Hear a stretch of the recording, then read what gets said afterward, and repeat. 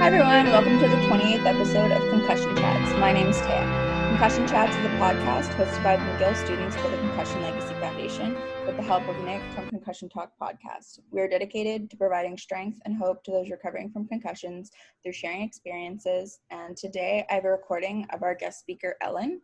So in summer of 2019, Ellen got a TBI while biking home in Ottawa.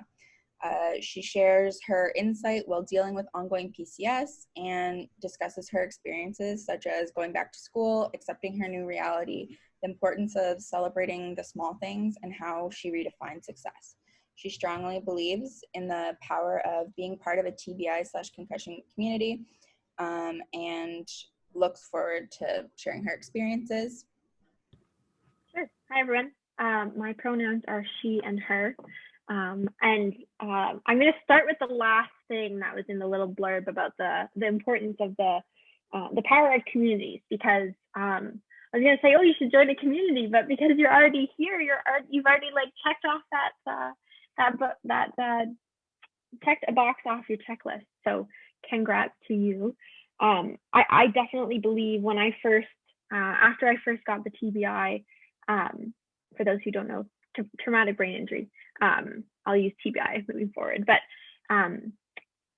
I had no idea if the symptoms I had were normal or were supposed to happen, or what was kind of going on and how I should be feeling about it all, and being afraid of cars because it just happened a couple of weeks before, or taking time off work. So I found a concussion group, and at the time it was in person, but I think even still having this group and being online, it is fantastic when other people can talk about their experiences and you go, that's exactly how I feel, but you don't have to explain it, and you don't have to try to take what you're feeling and put it into words, because for me that is extremely difficult.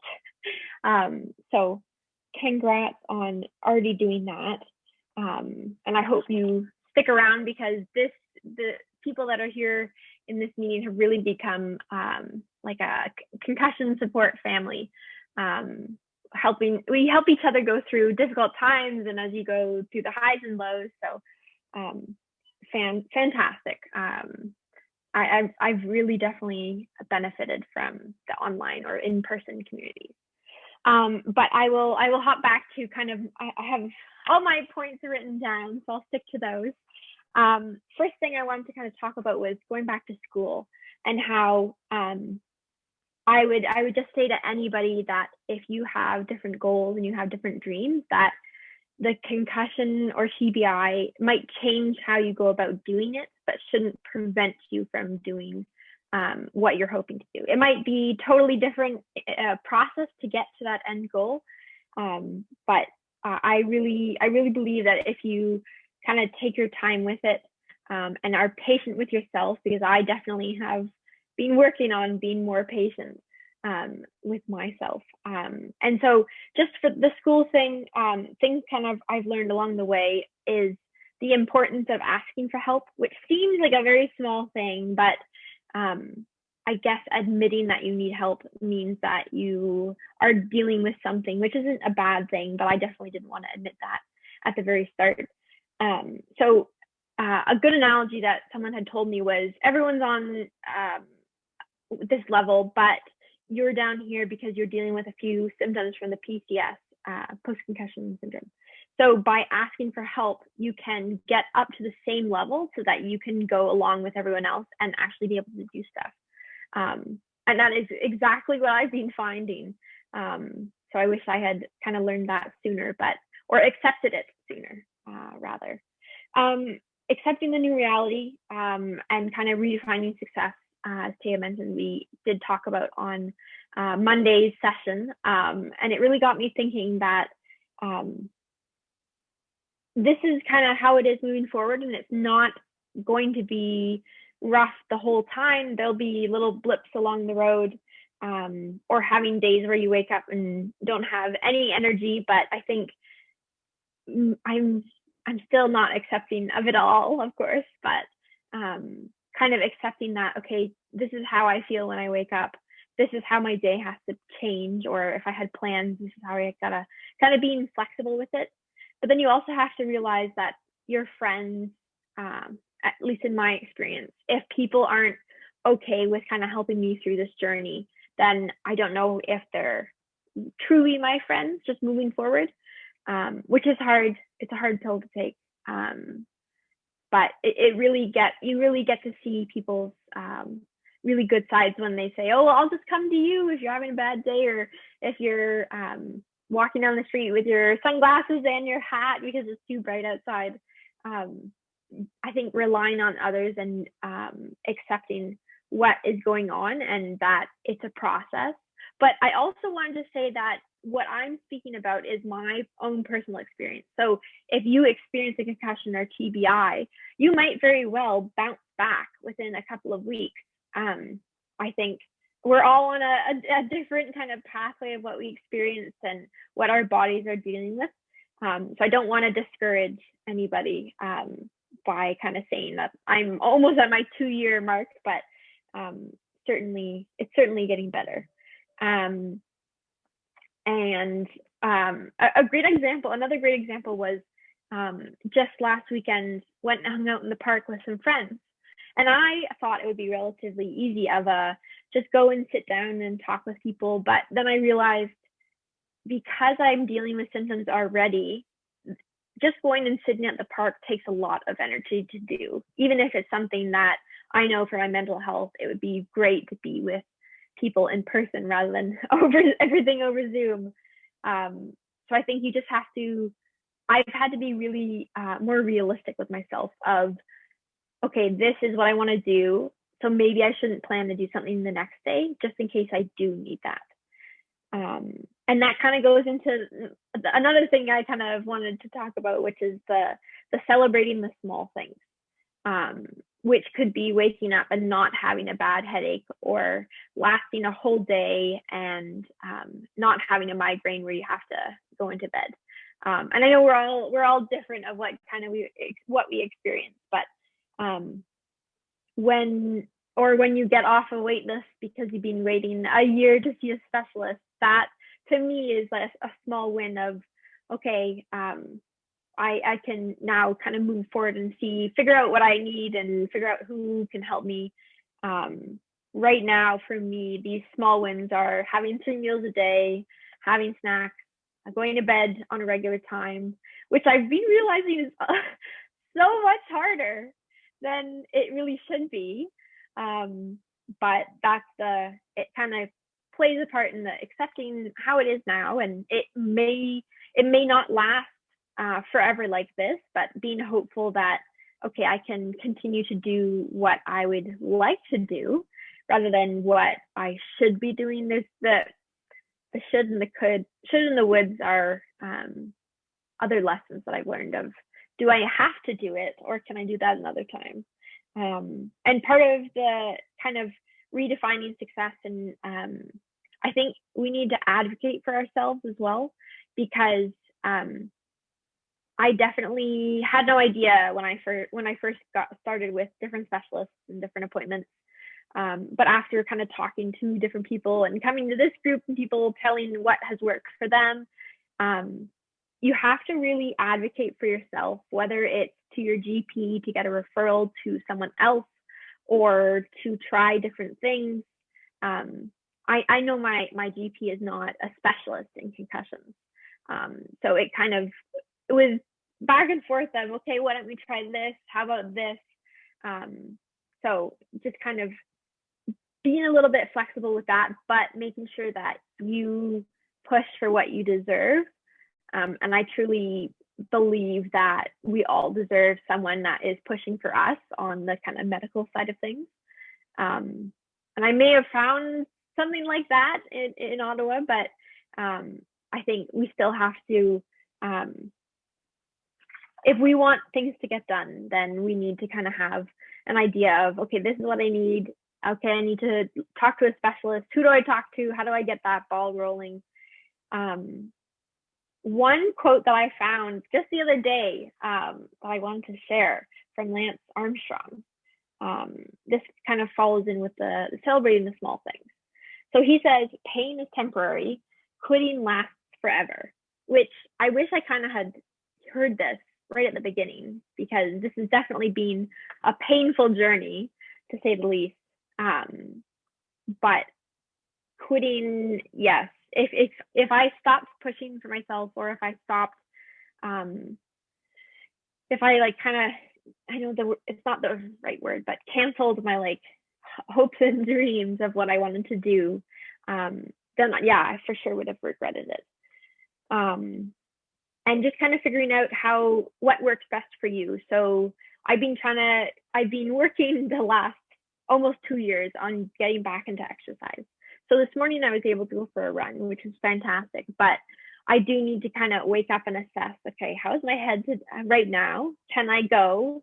Do I have things later that I need to do that have to get done? So like kind of, if I did this, would I still be able to do what I kind of planned to do? Yeah. And then what else? Oh, just the exercise bit. I'm looking at my notes. If people want to get back into exercise, what I found is you have to be very flexible with it. Okay, so I love biking, but biking kind of scares me a bit now, because that's how I got my TBI. So I might go biking on a stationary bike at the gym because I know there's no cars around whatsoever. Or I might try to go for a long walk because maybe the running is too hard on the head. Or if I'm doing an exercise class, then okay, I cannot do the burpees because I know that motion is too difficult for me, or I'll kind of sort of pay for it later if I did end up doing it. So you got to kind of test and figure out what works and what doesn't. And there's no exact answer of, oh, do this and it helps with symptoms, or oh, do this and you'll get better. I definitely wish there have been that along the way, of almost like when you break your leg, you have the cast, and then afterwards it's healed and you just hop back into regular life. Yeah, I couldn't say that I haven't felt that way. I definitely have felt like, oh, I just wish that had happened instead of getting the TBI. So yeah, celebrating the small things, new realities, and then I touched on the redefining success, but I think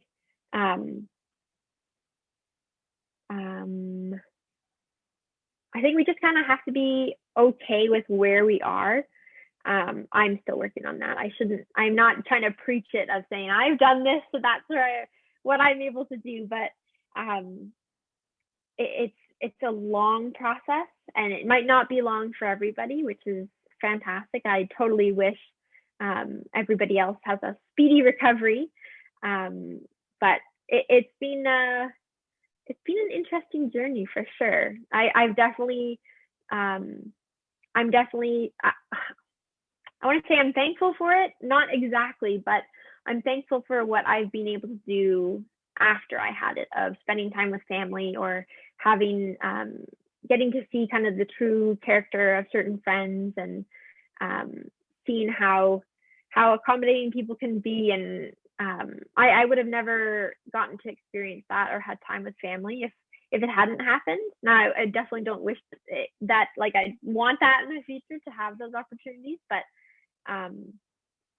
yeah, it's been a process, and hopefully it only goes uphill from here. But I appreciate you all. I honestly I get excited when Monday, Tuesday, Thursday morning, Friday afternoon. It's really the highlight of my week. So that's it for me. Yeah, thanks, Taya. Okay, I'm quitting again now because I messed up last time and we did a great conversation. But Taya is here with Aaron, Taya from Concussion Chats, and Aaron from my co-host. I'm Nick Mercer, my co-host from Concussion Talk podcast, and of the coordinator program services at the Canadian Laboratory Brain Injury Association. And this should be Taya's role, but this very quickly. And so we just recorded. Wait a second. Emma, again, now I'm recording. Let's make sure because you keep doing that.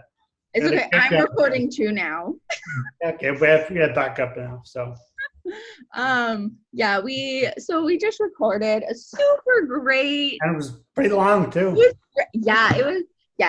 was fairly long. Like it was decent. And it was really good talk. I thought it was too, and I was thinking.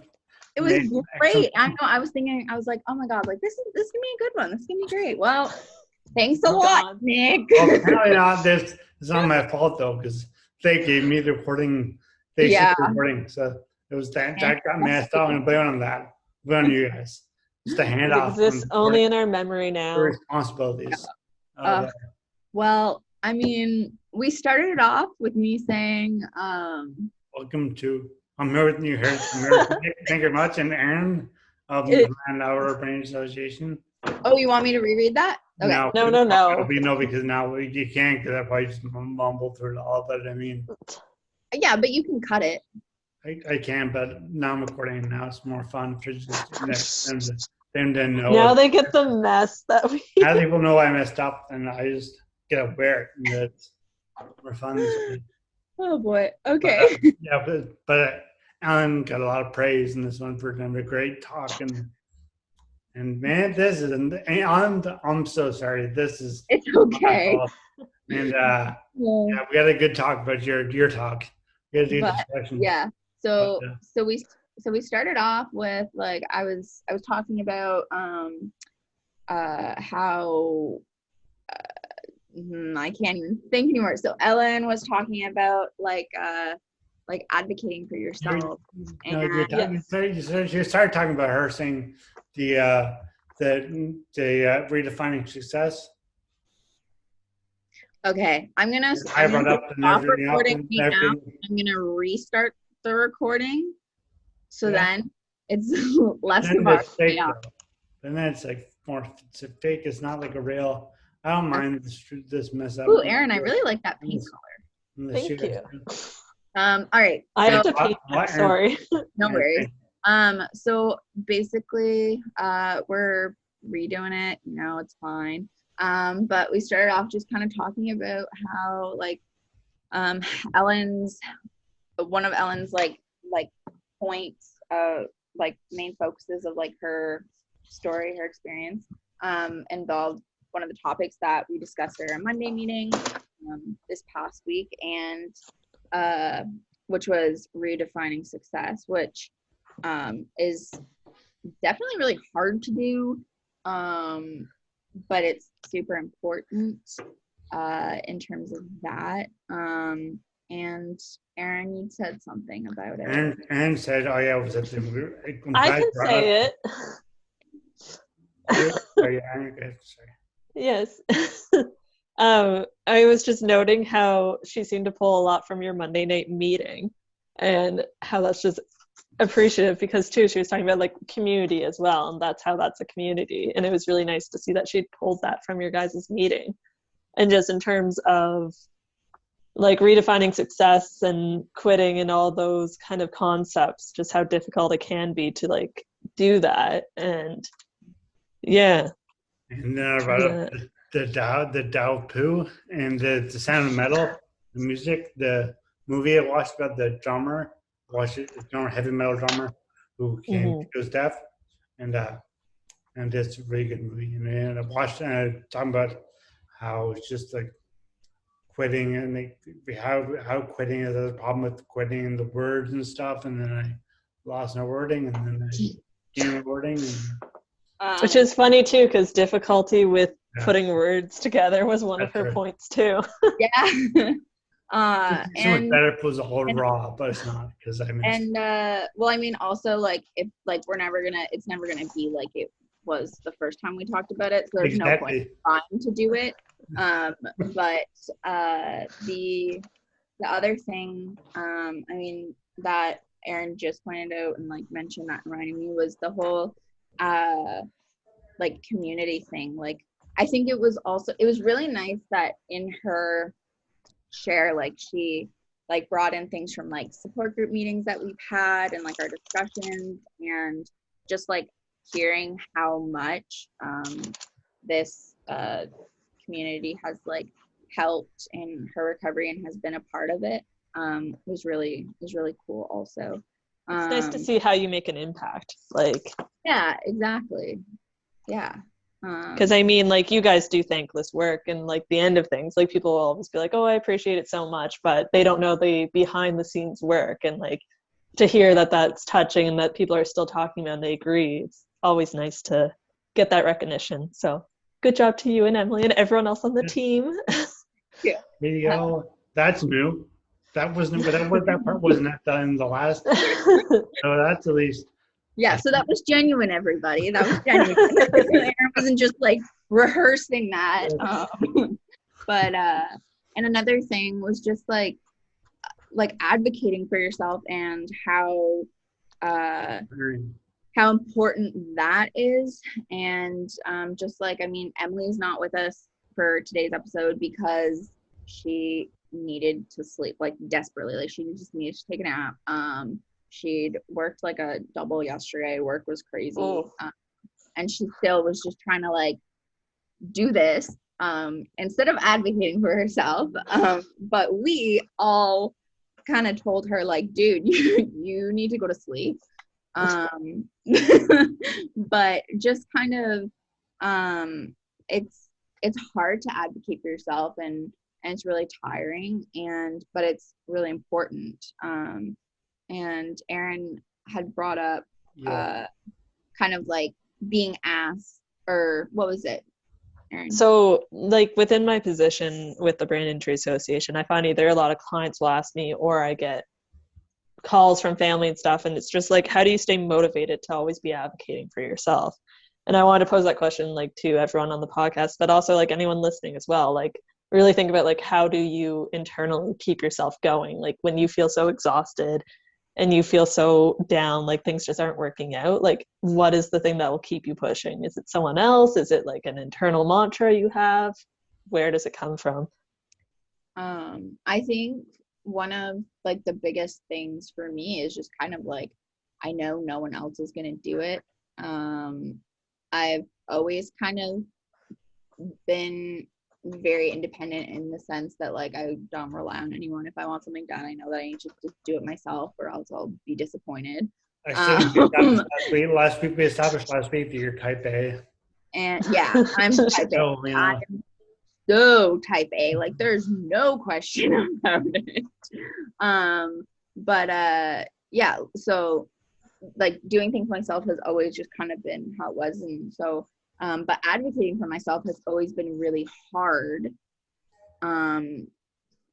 because like I can just do things for myself, but I can't advocate for myself. So over the last few years, I've been working on that a lot with my psychologist, and I mean, and it is really tiring. Like I needed accommodations for school, and the ones that I had just weren't enough, and it wasn't working for me. The accommodations weren't what I needed, and I had to like argue and like beg the Office of Students with Disabilities, which like is so messed up. But anyways, but once I advocated for myself and like it eventually paid off, so now I'm able to like, something that helps me kind of stay motivated to advocate for myself and like get out of my comfort zone and like do it, is just kind of thinking back to past successes when I've advocated for myself, like thinking about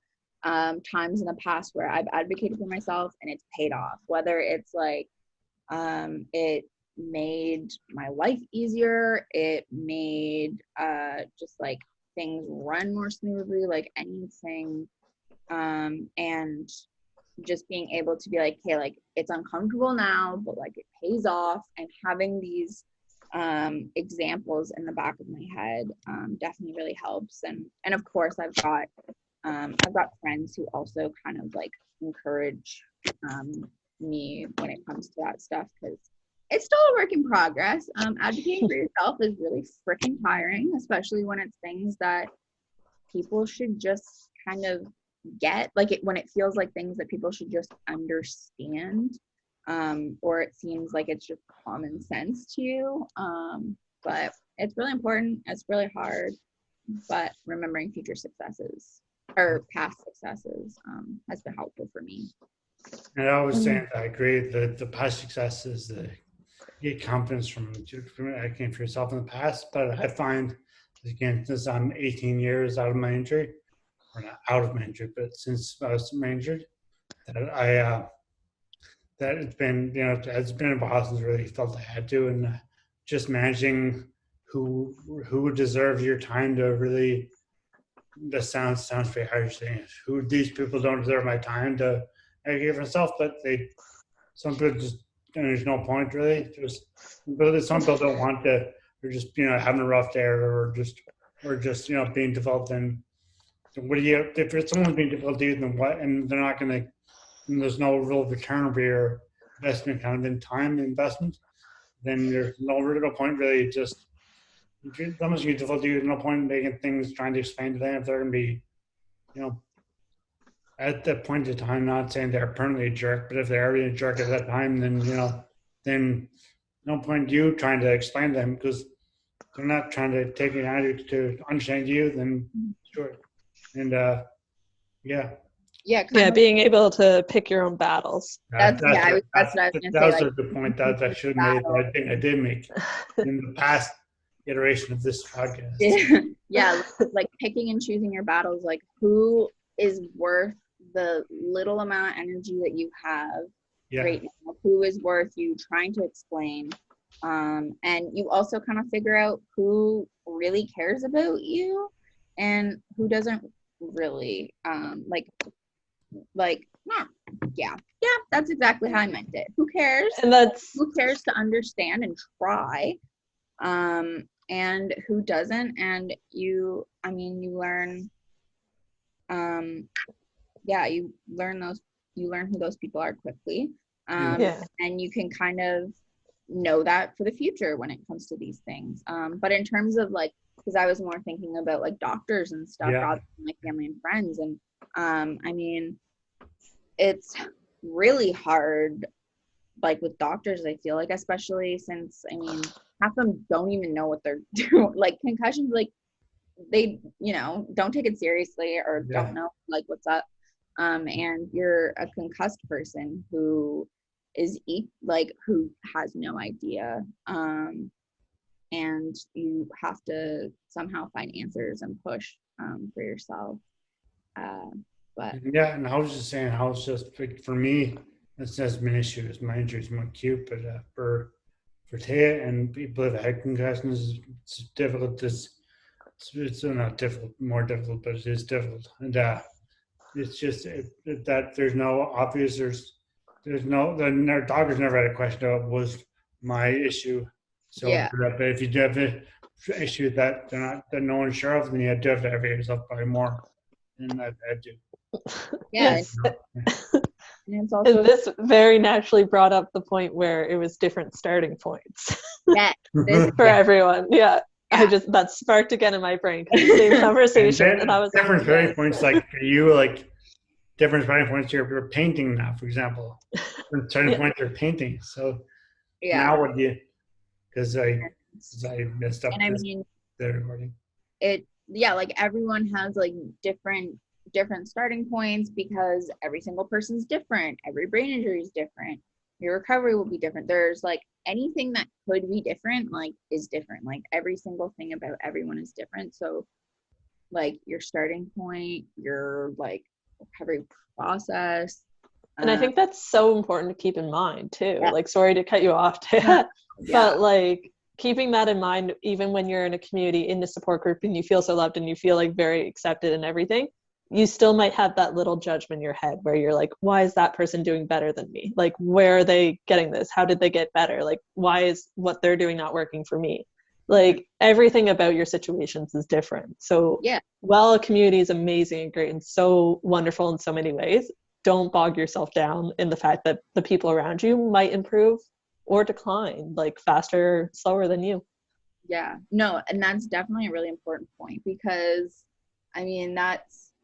that's partly why we also talk about in the group like unsolicited advice, because that kind of just makes people feel crappy too. Kind of being like, this works for me, and so you should be doing this. And it really is important to like remember and like remind yourself that, you know, like Nick is different than Emily, and, you know, like they're not going to have the same experiences because they're completely different people. And I mean, even if it's two people that got their injury the same exact way, it's still not going to be the same because there's like, you're just not the same. Different personalities. Yeah, like everything about you is completely different. And there's so many different factors that can influence everything. And it's definitely like a hard thing to not get caught up in. I feel like comparing yourself to others. Like, I mean, we do it all the time, like naturally. And especially like in the lifestyle we live now on social media, where like people are getting more real on Instagram and stuff, but it's still a contrived lifestyle. And like you're always going to be like, oh well, like this community, this concussion support page is doing this, I should do that. And it's like, yeah, but it might not always work. And the wealth of knowledge is great, but it's also so harmful sometimes. Yeah, just because it worked for one person doesn't mean it'll work for you. And something else we've talked about in the group is just kind of like sometimes like trying like too many treatments like at once, or just really diving into it, and how like that can not be helpful. And it all kind of comes with like the being okay with where you are in that moment, and like accepting it without like like accepting it, but not like quitting, kind of thing, like accepting the new reality. I mean, I was saying this is not, this is actually a new topic, but just that the idea of like not so much pacing yourself. You're doing, say, a bunch of, like you're saying, a bunch of treatments. It's not so much pacing yourself. It's just that it's more a matter of, do you like, are you taking time to enjoy anything of life? Just, are you always just going to lunch, going to this? You're so scheduled, you have no time to enjoy even anything. I mean, there gotta be some time you send just by yourself to just think, or just take in the world around you, and not always just be rushing off to you get quote unquote better. I say I was going to use my air quotes, but no one can see that. But better. I'm going to use air quotes now because I can do my left hand is slower. But anyway, better. But yeah, like people kind of, like, and also appointments are really tiring too in themselves. Like going to all those appointments, like you're also kind of like not helping yourself, in the sense that that's a lot of stuff too.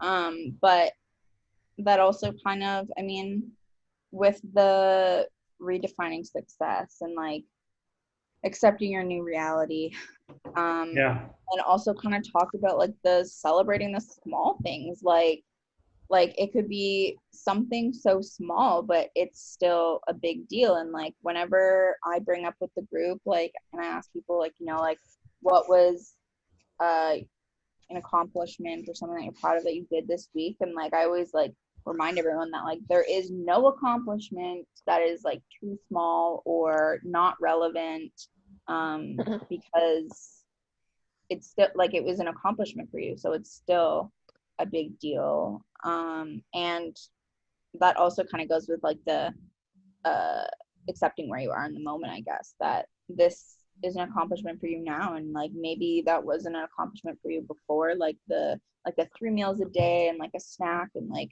just like things like that. Like maybe that wasn't something that was a big thing for you before your injury, but maybe it is now, and like if you were able to do that, awesome. Recognition of where you are. Yeah, exactly.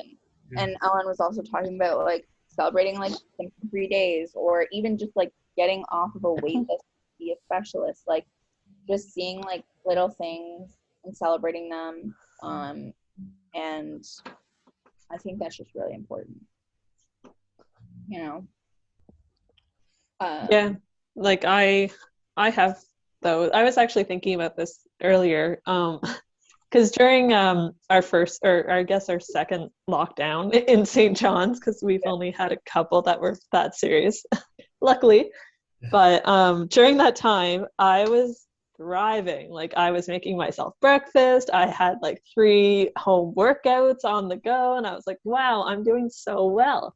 But it was just because I was at home and it was the only thing I could do.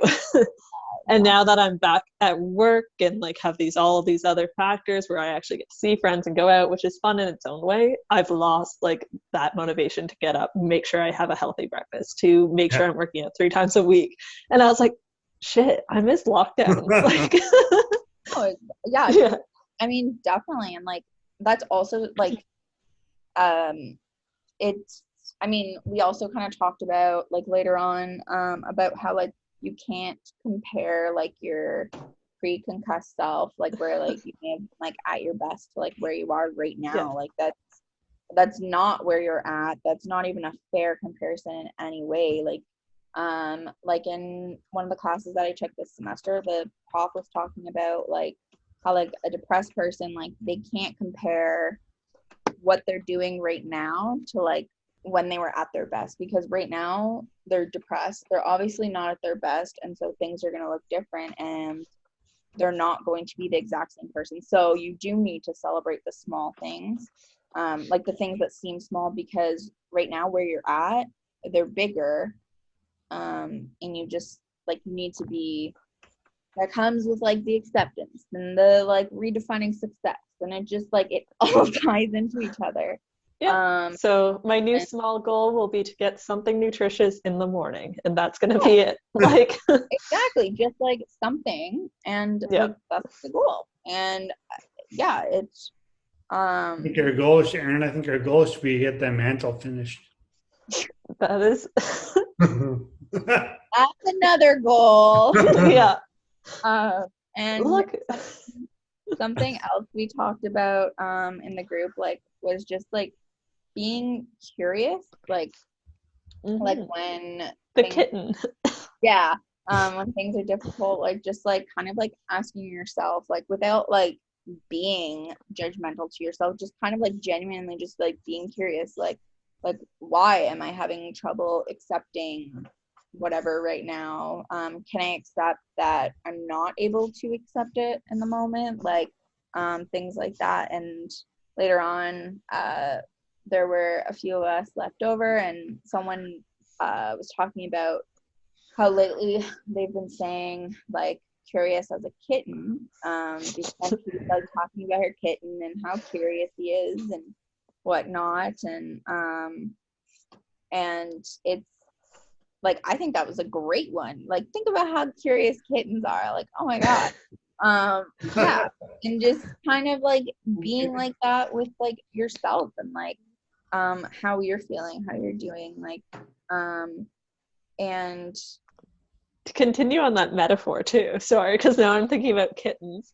They're also Speaking of which, where's Sunny? He's not here. I'm getting a new cat though. But back to kittens. Don't tell Sunny. No, he's excited. Kittens are just so fearless too, and like willing to try and fail. And so you should do that too. Be like a kitten. Curious, fearless, beautiful. Yeah. Damn. Look at that.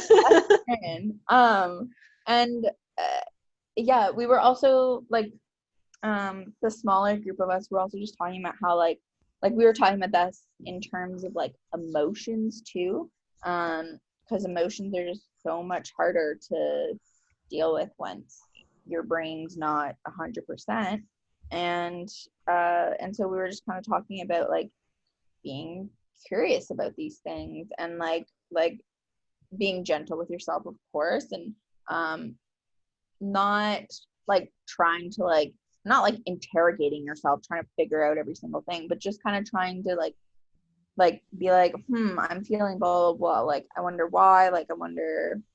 And trying to get better at naming it too. Yeah, which is so important, because being able to name it is a really big thing too. And And something else that Aaron brought up the wheel, the motion wheel. yeah, Yeah. being able to name the specific thing that you're feeling on that emotion wheel is even better, because the more specific, the more accurate it'll be.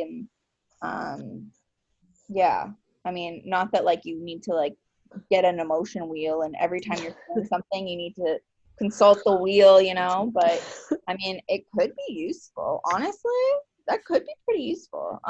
But yeah, just kind of working on those things. And I guess that also kind of goes with just trying to figure out what works for you, and how things are how it works best, what doesn't work for you. And Ellen was talking about how she woke up early, or she wanted to go for a run, and she just kind of had to check in with herself and assess how's my head doing today, what do I have planned, what are my commitments, if I go for a run, can I still do the things that were planned and that I've committed to. And that also is, I mean, you're accepting your new reality that this is something that you need to do. And you're also just being conscious of yourself. And it all just ties in so well. And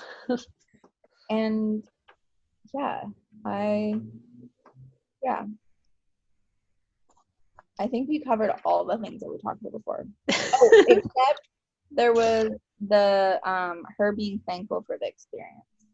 Oh, yes. Yeah. Just where she was thankful for the qualities that occurred after. And it just really shows how real she is about her progress and on the journey and where she is. But I just found her so real and thankful, and just not the toxic positivity like you mentioned, I think, before in the last, all the words are jumbled in my mind now, but Taya touched a bit on toxic positivity and how she said sometimes you can just tell that's kind of how a person is, but she was this is not how this was. This was very genuine, real, kind of just happy to be where she is and thankful for the experience that she has had. And hearing that is so much nicer than the classic toxic positivity you can get in social media now, and from other people too that don't fully get it. Mm-hmm. They're just oh, well, you can do it. It's well, yeah. I can't.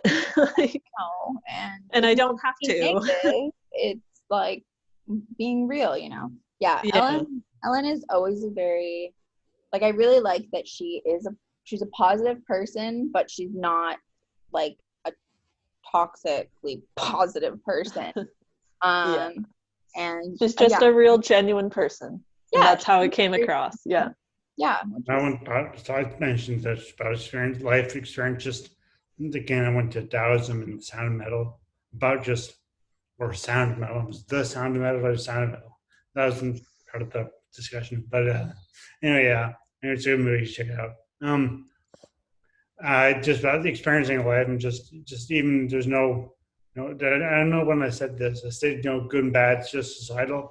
But then maybe in this iteration of the episode 28. Well, that's the thing. Part 2. Yeah, this is episode 28, version 2. Yeah, it was the nothing's good or bad. It's about how you react to things. Yeah, it's how you react, how you perceive it, kind of and it's true, because nothing is good or bad. It's about you and how you take on the situation, which is pardon me? I was just going to apologize if we are doing over that part of it, because we're all messed up now, because I messed up the last recording, and it's a good point to repeat. It's okay. Good. But yeah, I really enjoyed Ellen's talk, and she's awesome. Right. So I know now it's recording for sure. It says recording in the top left corner, and because I'm also recording. Exactly. Now I no longer trust Nick. Exactly. And We did let's see now. 27 episodes. But, with no, it's still. and then we switched to Zoom.